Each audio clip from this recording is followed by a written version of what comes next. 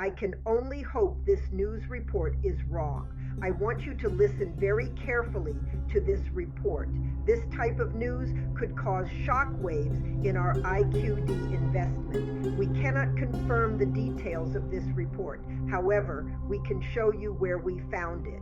A Parliamentary Finance Committee member revealed to Al Farat News on July 11th that Iraq has stopped using the Chinese yuan for financial transactions following a directive from the U.S. Federal Reserve, citing concerns about possible manipulation and other issues with some transfers. As a result of alleged irregularities and certain difficulties in transactions, the U.S. Federal Reserve has ordered Iraq to cease dealing in the Chinese yuan, according to Moeen al-Kadhimi.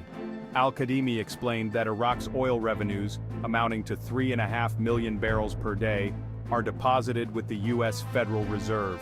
These funds are not transferred to Iraq in cash, but are managed through transfers initiated by the Central Bank of Iraq.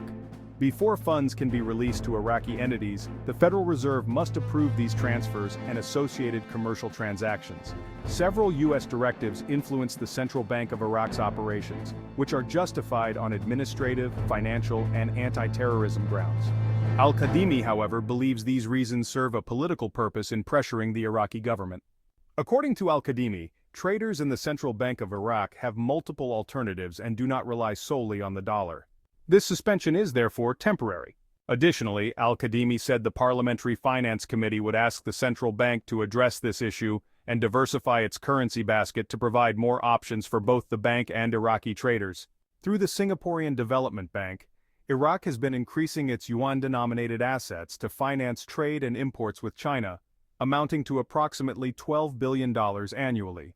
The Iraqi government has also been expanding its assets in UAE dirhams, negotiating to increase its euro-denominated assets for trade with the European Union, and opening accounts in Indian rupees for several Iraqi banks.